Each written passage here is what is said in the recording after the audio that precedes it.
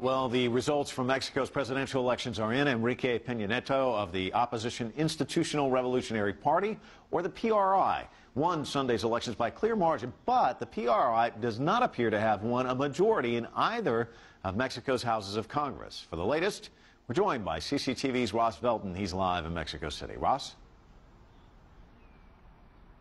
Yeah, thanks a lot, Mike. Well, Mexicans are trying to get their heads around what the polls have been telling them is going to happen for several months now. That's to say the party with the most experience at governing Mexico is going to do it again. Now, the second-place candidate, Andrés Manuel López Obrador, has just held a press conference, and he said that there were serious irregularities in the vote, and if indeed the results that have come out that came out yesterday are confirmed on Wednesday, he might consider a challenge to those results. Now, I'm joined by veteran Mexican journalist Jose Carreño Figueras. Now, Mr. Carreño, if Mr. López Obrador does challenge these results on Wednesday, what does that mean for this whole election and this whole process? Well, let me establish first that this is a huge change of attitude for Mr. López Obrador. 6 years ago, certainly with a result that was more doubtful, about half a point, he was closing Paseo La Reforma, the main street of the city, and for about 4 months he divided the city in two. This polarized the population and had a huge cost for the left. He spent, in this election, he had to spend about half of his campaign trying to overcome that image. Now, in terms of the procedure, this means that the election will go forward, the process will go forward.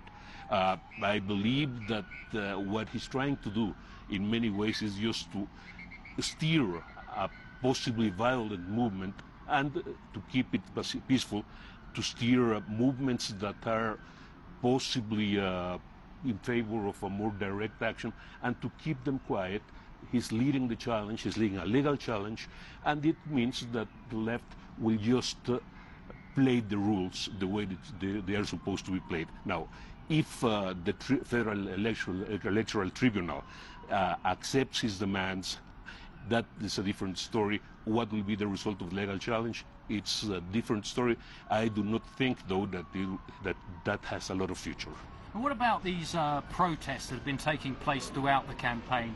Many of whom the protesters do support López Obrador. How are they going to react to? That is exactly what Mr. López Obrador is trying to steer.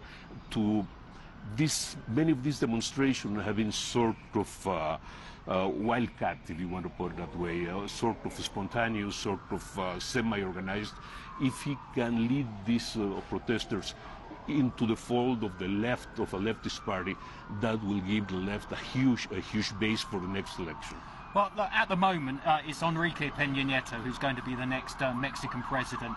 What will be his priorities when he assumes power in December? Well, one, obviously violence. The problem of violence in Mexico, which is huge.